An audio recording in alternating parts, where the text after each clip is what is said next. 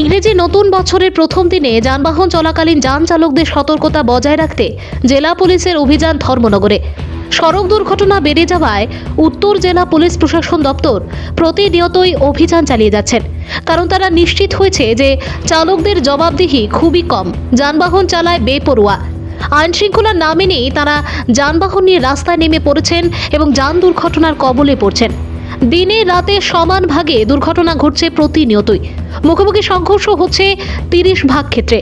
এই যান দুর্ঘটনা প্রতিরোধ করতে এবং যান চালকদের যান দুর্ঘটনা সম্পর্কে সচেতন করতে সোমবার রাতে ধর্মনগরের সেন্ট্রাল রোড স্থিত নেতাজি মূর্তির পাদদেশে এক বিশেষ সচেতনতামূলক অভিযানে মূল সড়কে নামেন পুলিশ।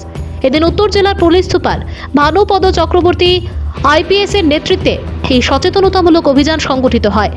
এ সময় উপস্থিত ছিলেন ধর্মনগর থানার ওসি নারু গোপাল দেব সহ পুলিশ বাহিনী। দুর্ঘটনা প্রতিরোধ করতে সেফটিহীন যানবাহন আটক করে চালকদের সতর্কতার সহিত যানবাহন চালানোর নির্দেশ দেন তারা। অভিযান চলাকালীন জেলা পুলিশ সুপার ভানুপদ চক্রবর্তী জানান, সড়ক দুর্ঘটনার কবল থেকে মানুষকে রক্ষা করতে এই অভিযান হাতে নেওয়া হয়েছে।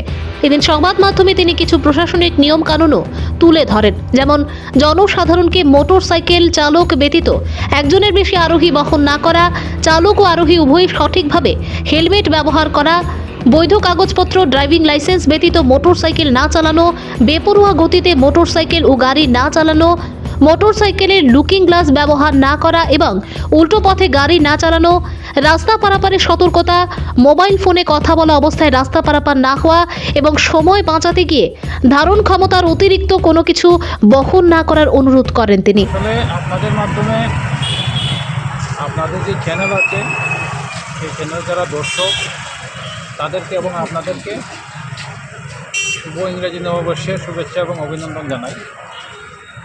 আমি ভগবানের কাছে প্রার্থনা করি এই 24 ঘন্টা সবার জন্য খুব ভালো কাটে। গত বছরে এই ডিস্ট্রিক্টে টোটাল 14 জন মারা গেছে গাড়ি অ্যাক্সিডেন্টে। এর মধ্যে গত ডিসেম্বর মাসে মারা গেছে 3 জন বাইক অ্যাক্সিডেন্টে।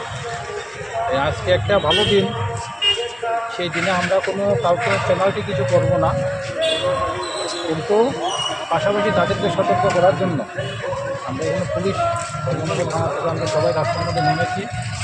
আপনারা দেখছেন, সবাইকে আমরা রিকোয়েস্ট করছি কী করে হেলমেটটাকে পরতে হবে এবং সবাই যাতে হেলমেট থাকে সেই ধরনের আমরা আবেদন রাখছি। আপনাদের কাছে আমাদের রিকোয়েস্ট থাকবে, আপনাদের চ্যানেলের মাধ্যমে সবাইকে এই ধরনের রিকোয়েস্টই করবেন, সবাই যেন হেলমেট পরে এবং সুন্দর মতো যাতে বেঁধে রাখে।